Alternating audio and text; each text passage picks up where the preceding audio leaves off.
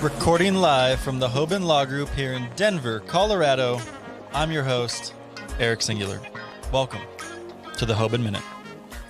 We're covering a very new topic. We need to get some thoughts and perspectives on it, which is in the last couple of days as the coronavirus has spread and social distancing, shelter-in-place bans have gone into effect. We've seen cannabis businesses, including dispensaries, listed as an essential business service and therefore allowed to stay open.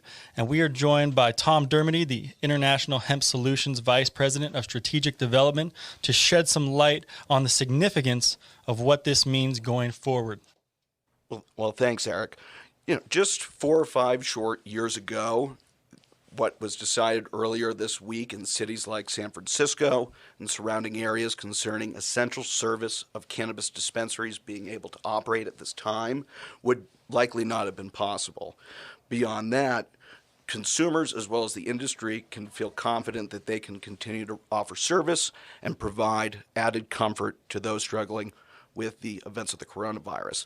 But again, it's the mere fact that this is happening is worth consideration, because moving forward into the next 2 to 3 weeks, hopefully these types of allowances will be replicated so that consumers across the United States can continue to have access to safe and reliable cannabis products. Well, Tom, that was very well said, but it was really you that helped highlight this note for me today. We've talked about this issue multiple times throughout the day, the last couple of days, as we've talked to people in the coronavirus and cannabis series, trying to figure out how that fits in. But the significance that you point out of major governments around the world, United States governments on our populated coast, that have determined in the context of this coronavirus pandemic that marijuana businesses, dispensaries, marijuana distribution outlets are essential businesses.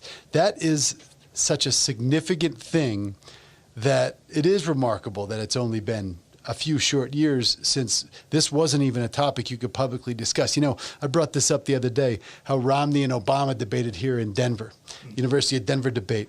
And some reporter, maybe from the Denver Post, I don't recall, might have even been Ricardo Baca, but he said to Romney, he says, what are his perspective on cannabis policy reform, which that's a paraphrase of the question, to Romney's response, basically ignored it.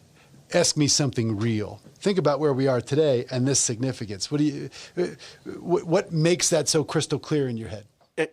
The transition from continuously pushing off access to cannabis in legal states 4 or 5 years ago was not something we could see proceeding in a time of crisis. But I think that recognizing the social benefits that having access to these essential services renders is just such a monumental step. And hopefully we can keep the charge on in ensuring that this remains in place for states that have legal cannabis operating at this time.